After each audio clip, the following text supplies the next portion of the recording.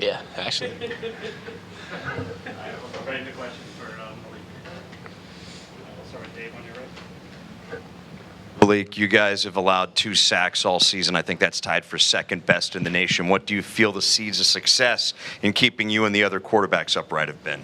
Really just the work and preparation that the O-line puts into it, and us as a unit offensively we put into, protection and things like that. And then the receivers, of course, being able to create separation and make some plays with the ball in the air. How comforting is it for you to, because it's tough to throw when you're like that. How comforting is it for you play after play to know, you know what, these guys really have your back? Yeah, it makes it a lot easier on me, not having to worry about things like that. Then I can focus on what's going on downfield some more, just because I know the 5 guys up front and the running back are going to hold it down. Malik, we've talked about the new faces, the new pieces on this offense, but how has a guy like Octavian been kind of a gel for the team? Because he's been here, he's seen multiple renditions of this squad. How has he helped? Yeah, he's brought some veteran leadership, really. Like you said, he's been around for a while, and he's seen a bunch of different offenses come and go, and him being able to have that experience in those offenses and kind of bring it to what we do now, and his ability to just create plays. Malik, tough Washington defense this week. People were just asking Octavian about how they were able to hold Ohio State in check. What have you seen from them schematically so far this week that you think they do well and things are going to look to attack? They're a very, very sound defense. They like to play a decent amount of man coverage, but they'll throw in some zone here and there. And we're just going to look to attack and play to our rules, really just what we do best, understanding our concepts and our protections, and we play to our rules, we'll be fine. Hi, Malik. How you doing? Good. How are you? I'm good. All right. I'm asking everyone academically how you're doing. How's it going? It's midterms are coming up and all that good stuff. So how are you adjusting to this new life? It's going good. I think getting here early helped definitely to kind of get a semester under my belt and understand the time management piece without having to worry about being able to play games and stuff like that, being here in the spring. So just now that we're in this part of the season where we're playing and traveling, I kind of got an understanding of how the academics work. Hey Malik, what are some of the things that you worked on with Coach Aaron that you're now applying now? A lot of my footwork, staying connected at the top of the drop, being able to generate power through the ground, like base things, small things that make big differences in the games. Just when you do it so much that it becomes like it's just second nature at that point, you're not having to think about it. It allows me to play freely. How often are you connecting with him now during the season? Do you still talk with him about the games? Yeah, of course. He'll call me after the games. We'll talk through some stuff. We'll look over, watch the game back, see things that I can improve on. As far as working out, it's a little bit harder just because we have our season, our workouts, and he has his over at St. John's. And then I wanted to ask about the deep ball to Shalik against Wisconsin. You guys ran a similar play in the first quarter, and you missed that to Caleb. What did you see on that play that you kind of self-corrected later in the game? Oh, we had a favorable look again. This time, after I threw the one to Caleb, Coach Locksley came to me and just said, put some more air in the ball, let him run underneath of it. So then we came out, had a great look again, came off the fake, saw the play was there to be made, put some air on the ball, and let Ford run underneath of it. Hey, Malik, your first bye week. Can you just kind of take us through your process throughout this time, what you were doing to improve? And like Coach Locks talked about, kind of using it as a time for guys to get healthy, how you were going about things. Yeah, like Coach said, it's a time for us to get healthy and to stay mentally locked in. We talked a lot about it kind of being a pit stop, like in NASCAR, F1. You're staying in the car, but you're taking the time to recover and get your mind back right and get back healthy. That way, you can just keep rolling. Hey Malik, now that you've gone and played in a hostile road environment, gotten that out of the way, coming back home, does that change your perspective or your appreciation at all on having that home crowd behind your back? Yeah, I've always been appreciative of the home crowd. They're gonna show out every single time. They're gonna bring the love and the energy that we need. And I'm also appreciative of the fans that came out when we played on the road, and they brought a little piece of home with us. Their support meant a lot out there, just because some people in the crowd that got your back. Given to the Pepsi there, I see the hot honey is your go-to for pizza. I like it, man. Congrats on the deal. But just shifting over to Washington, obviously, what kind of sticks out about their secondary? I know they got a couple guys that have transferred over from Arizona to Washington with Jetfish. Yeah, they're a lanky secondary. They got some tall corners, some big safeties. They move pretty well. So I'm excited to see, what the game plan is going to be going forward and how we're going to attack them. Hey, Coach was talking to us about the prescription cards he wanted each one of you guys to get in the open week. Can you kind of, from your perspective, give us how that's kind of a change up from past years in terms of how you handle bye weeks and how each of you can get better individually? You said prescription card? Yeah, prescription cards. Oh, yeah. like the thing that they gave us to get better on. Yes. Okay. Honestly, this isn't the first year that we've done it. Like we've done it not just like bye weeks. We've done it throughout the off season when we had like break periods between like workouts and things of that nature, just to continue to always improve your game and get better at things that we don't see as players. Them being coaches doing it for so long and doing it at such a high level, they see things that we don't, and at the end of the day, they're here to help us be better. So.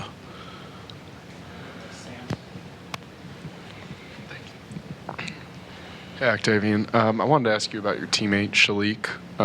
You guys have been here for a while now. Talking with him and his mom, he's gone through a lot and kind of persevered. Just can you talk about his journey from an outside perspective and what you've seen and the maturity and growth that he's taken? Yeah, my guy Punch. Yeah, we came in together freshman year, summer of 22. And, just being with him, like me, him, and Leon, like we all was just like Coach Brew, who was the receiver at that time, he called us Mo, Larry, and Curly, like, because we were just always like, three peas in a pod. And we were just always together, just, trying to push each other to get better, being all in the receiver room at the same time, like that freshman year, sophomore year, and even last year, we were always like behind great guys, like Ty Felton, Jay Sean Jones, Demas, Copeland came here, Rakim. Like we was always behind like great receivers, to learn after.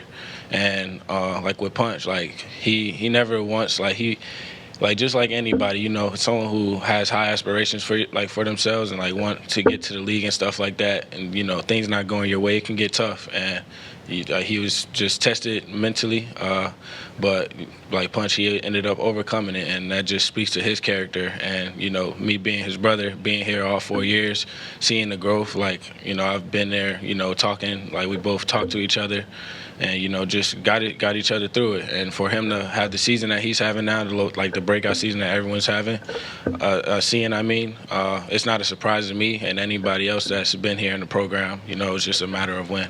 Yeah, you said like when he was going through those, like kind of tested and wasn't really producing much on the field. Did you guys have conversations? What were you able to tell him, and how did he go about handling it? Because it's so often that you see guys just transfer if they're having down years, if they he's a high recruit, that type of thing. Like, what did you guys talk about when he wasn't necessarily having the success?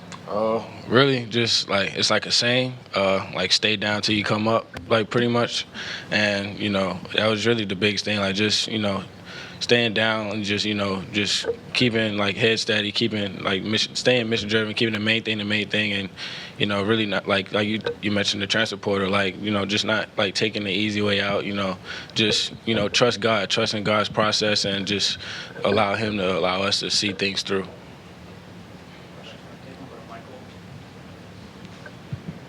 Hey, Octavian, since you've been here, you guys obviously haven't been able to win after the bye week yet. Why do you think that this year, with the level of preparation that you guys have had, you'll be able to reverse that trend? I say we got a little bit more extra rest time, but with the rest time that we have, it really wasn't like days off. It was just limited reps in practice, just to take the load off of our legs and things like that, off of our bodies. But it didn't change like how we prepare for any team. Like we're preparing for Washington the same way that we were preparing for Towson. So. Hi, D here. How you doing? How you doing? I was going to ask you about Washington, but now I want to ask you about leadership and, who are some of those guys that aren't in your position group that come to you and you've had to, mentor? Come to me in terms of what, like just mentorship, for help. If you're, say, a little later after practice, are there any guys that kind of lean on you a little bit? Yeah, I definitely say the younger guys, like the underclassmen, like, me being a senior and, being like doing it for 4 years, the game's like slowing down for me and I understand more, and, it's helped being behind like guys like I mentioned earlier, to like help propel me in that way for when it's my turn to be a leader like I am now. I'm ready to, take the throne and be successful at it and, do it efficiently. So I really just say it's not a position group specifically that comes to me. It's really just like younger guys who, just want to, pick my brain on some things. Yep. Hey, Octavian, just wanted to ask you as a senior, with all the freshmen who have made an impact on this team, obviously Malik, you also got the guys on defense, just how does this team kind of feel different in your eyes, and how have you kind of grown with the young guys and helped them out? I see the way this team felt been different from years past.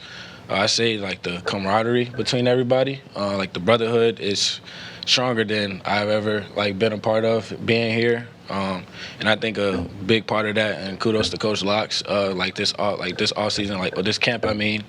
We had every team meeting, we had a brothers keepers moment where it allowed each other to, allowed us to be vulnerable in a sense. Us as men, we're told, oftentimes, bottle your emotions, not speak out or express your emotions because it's seen as weakness, in a sense. And with the brothers keeping moments, when we would come in a team meeting, they would say shuffle the deck, and it basically meant everybody stand up and sit with a different group of people that you may not talk to often, or you don't know, things like that. Just sit with a different group of people, and a question would pop up, and it would be a deep thoughted question, and oftentimes you see in the team meeting room, it would be guys crying, sharing their stories, hugging each other, things like that. And I think that was special, and I feel like that's why this year's team is so close knit and plays for each other. So Was that kind of new this year? Yeah. Dave, on your right. 4 games into the season, Octavian, under new coordinator switch this year on your side of the ball. What do you feel the biggest difference has been for you guys in the games? I feel with the new offensive staff, I feel us having so much experience, offensively, we brought in a lot of guys who have NFL experience and done it at a high level. With Coach Pep, you mentioned, offensive coordinator, him coming here and just instilling his knowledge into us. I feel it's just going to do nothing but propel us and help us be better for when it's our time to have an opportunity to try out for the NFL. We know what we're talking about, and then when it comes to the plays and things like that, and the terminology and the longevity of them, it wouldn't be a surprise to us. It would be something we're used to, because that's what we call now. And we know it's all about you guys, but what have you seen, what have you heard about this Husky defense that really kept Ohio State in check for a big chunk of last Saturday? Well, I say their secondary, and us as receivers, we're taking on the challenge. And we're actually we're looking forward to it. Hi, Dillan. So I'm asking everyone today on the emphasis on the academics. So where you are right now with the season, how are you doing? How are you feeling academic-wise right now? Academic, I feel amazing. I feel just as good as I do on the field. We got great support. I call them my coaches downstairs, our coaches at Gossett, who help us out with making sure everything is in order to get everything done. And I'm feeling good with my academics. I'm pretty sure everybody else is too.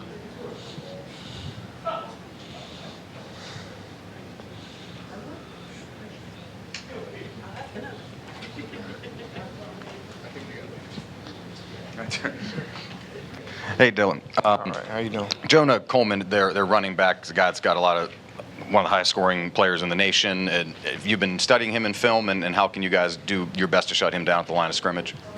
Yeah, we've definitely been studying him. We've been studying him just like how we study every other running back.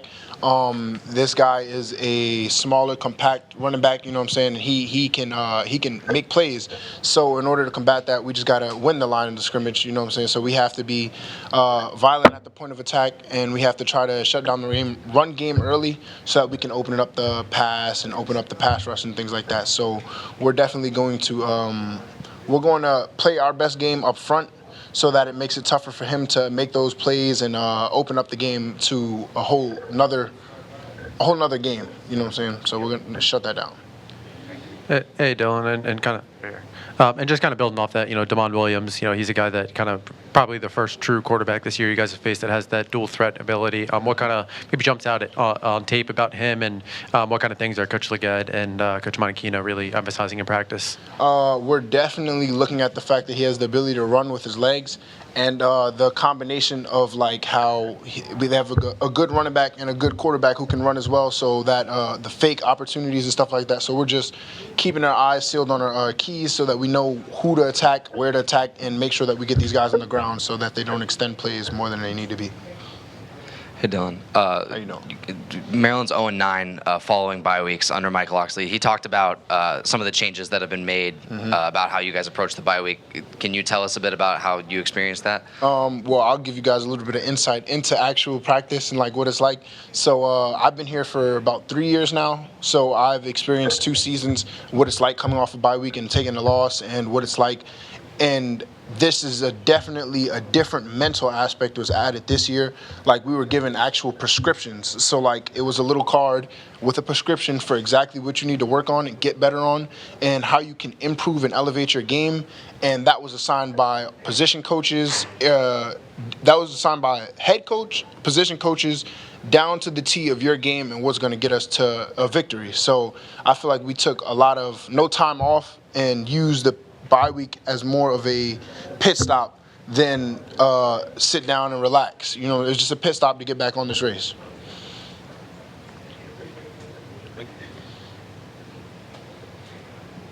Am I good? Hey, Dylan. Just wanted to ask about freshmen Sidney Stewart and Zahir Mathis and just what's allowed them to be so successful as freshmen. I feel like their ability has definitely been able to shine and show why they've been so successful. The fact that they are freshmen and they haven't experienced college football before is another factor into why they're ready. Like, all they know is what they have seen, and they've seen winning, they've seen pass rushing, they've seen going getting sacks. So that's all they know. So they don't have anything holding them back, basically. So I feel like these guys are just a great complement to each other, because if a quarterback tries to roll out 1A, there's a guy who's going to go get him, and there's a guy who's going to go get him, vice versa. So, just each other and the actual defense, the concept and the scheme of it has definitely been able to let these guys' talent shine and give them the ability to go out and make plays. What's up, Dylan? Back here. Congrats on the victory, first and foremost. Interested to know, man, kind of how, seeing a bunch of young guys on the team and coming off of your first conference victory against Wisconsin, how have you seen, the young guys and their confidence kind of grow over the bye week? I feel like these guys' confidence have been, unwavering. It's been the same as it was when I met them in the summertime. When they came in, they were confident doing their lifts, and they were confident doing the PRPs, and they were confident doing everything leading up to that first snap against FAU. And that all has just been a spiraling, like a snowball effect. It's just been building and building and building. And I haven't seen anything, whether it was the close win we had against NIU or any type of adversity, has not aim them off track from that snowballing effect of just getting better in their game, more confident and hungry. Like, this entire freshman class, as well as the older guys, are absolutely just starving and hungry for the next week, and we want everything that's on the plate. So it's amazing to see that from these guys. How rare is that to see that type of hunger? I feel like it's a culture thing. Like, whatever the standard is, like what's set in place for them is how they're going to fall in. Like, whenever somebody comes in as a freshman, obviously they're a recruit, so they have great, amazing athletic ability. But to have the mental mindset of going to attack the day every single day is a cultural thing, and that just is a testament to the coaching staff and the things that have been put in place, like the standard that we have set and what we do as a program. Hey, Dylan, right here in the front. How you doing? Just wanted to kind of follow up on that. With all the freshmen that have become leaders on this team so instantly, how does it kind of feel different from your last 2 years here this year? Difference. It definitely it spreads the accountability. Like, it's horizontal across like all. There's no blaming of any position groups. There's no blaming of any guy. We all have been understanding that we're in it together, and that's what has been coming in more, that there's a lot more younger people and there's a lot older guys. So it's like, it's a good mesh. Like, they keep me going. Like, when I see them go making a play, I'm like, they just got here. I've been here for a while. Let me go make a play. You know what I'm saying? So it's a very good mesh. It's a very good mesh, and it's different. It's different than it has been. Hey, Dylan, right here in the back over here. You were talking a little bit about those prescription cards and like that new change for this year. Like, what did your cards say, and what are some of the little things that you were trying to work on going into this Washington game? I've been trying to work on my pass rushing ability, going to get out to that quarterback and get him on the ground. So it's just been something specific that I had in myself. I got to work on my pad level. I want to work on my pad level, my striking ability, and the point of attack. I want to get the man knocked back off the line of scrimmage and be able to go make a play. And the prescription cards were so good because it's not going to write something that you are incapable of doing. It's something that you've been doing, and then now how you can stack on top of it. Like in practice, they implemented certain things that according to your prescription. You need to work on pad level, you're under the shoot. You need to work off getting off the ball. You're going to be doing get-offs before practice. So I feel like it's been an amazing thing to see that like the coaches could come up with because it's obviously been, like you said, 0-9 off a bye week, and it's hard seeing that same stat, and then trying to change that stereotype and being able to come up with something that is definitely going to work is amazing as a coaching staff. Locks mentioned it was a bit of a tougher, more physical Monday practice than you usually have. With those cards in mind, do you think that you were able to work on some of those things better because you knew what you needed to work on during the bye week yesterday? Yes, it's like a template, a guideline for where my feet should be. So it's like I'm not just looking at, oh my gosh, I need to get better. It's exactly what I need to do to add more value to this team. And I feel like that those cards and those prescriptions, it's like medicine, it's prescription. So it gives you exactly what you need to get better. Awesome, thank you. Dylan, the way that you guys started the season defensively, I think you guys were averaging allowing 11 points a game. But where do you feel this unit can still make strides? Where do you want to see this unit get better over the next 3 weeks? I want to see us grow with the ability to stop the run. Like I mean, as any other defensive lineman in the nation would want their group to allow under 50 rushing yards. You know what I'm saying? Like we want to make sure that there is a absolute fest of interceptions. Like these guys are catching picks because we're getting to the quarterback and we're attacking and dominating the line of scrimmage. So that's what we want to work on as a defense. We want to work on dominating the line of scrimmage so that the run is not an option for teams, so that they go ahead and get to the pass, and then we're able to go get back to the quarterback so that our DBs can go and get stats. Hey, Dylan. You guys obviously with the big win against Wisconsin, maybe the bye week came at a more unfortunate time for you guys because sometimes you want to keep that momentum rolling. How has that been emphasized to you guys this week, and how are you guys as a team and with the coaches trying to keep that same energy to get the big win this week? I mean, it's like what I just said. It's a metaphor that Coach Locks was using this as a pit stop. It's like we're not getting out of the car. We're not going on vacation. We're not going to the gas station, getting all the things we need. It's a pit stop, a 2-second stop in order to recharge, refuel, get our bodies back, and get right back on the track. Get back in the race, get back to whatever spot that you need to be so that you can go handle business.